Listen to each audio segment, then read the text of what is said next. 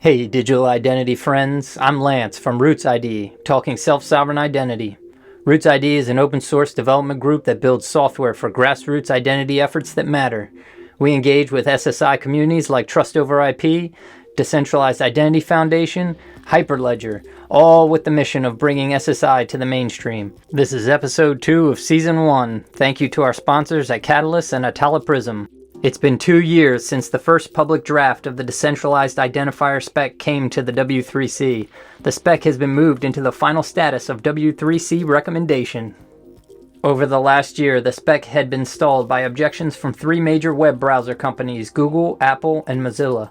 They argued that hundreds of DID methods will lead to further fragmentation of the DID ecosystem. The process is finally moving forward again as Tim Berners-Lee's decision said the director concludes that the balance lies in favor of the DID developer community, encouraging it to continue its work and search for consensus to standard DID methods. The objections are overruled. Decentralized SSI ecosystems should really be called less centralized SSI ecosystems that are struggling against concerns of fragmentation. But that name is too long. Anyone who has implemented an SSI system sees centralization points everywhere. The most decentralized SSI ecosystem that I'm aware of is KERI. Sam Smith built KERI on the idea of self-addressing identifiers, or SAIDs, called SEDs. RootsID has been attending KERI and AC/DC meetings for months to learn how the ecosystem compares and works with DID-based blockchain ecosystems. KERI is working closely with Trust over IP, Glyph, and the Human Colossus Foundation. Together they are marching the KERI and AC/DC specs towards submission to the IETF. They are also building open source reference implementations so that teams like RootsID can participate with our tools.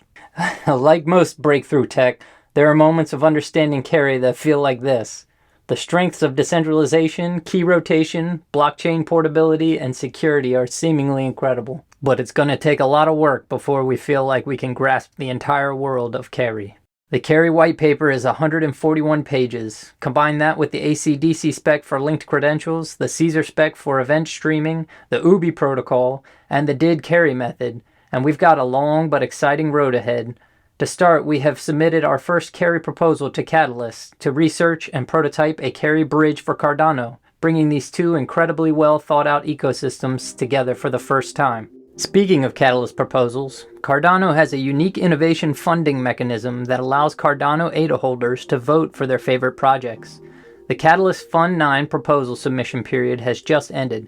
Next is the review, feedback, and voting stages. In terms of SSI, Fund 9 looks very different than Fund 8. Fund 8 had 2 dedicated challenges for funding SSI-related projects on Cardano, but Fund 9 saw a movement towards challenges that are larger and more general, effectively forcing SSI projects to compete with their more mature blockchain cousins like DeFi, NFT platforms, and DAOs.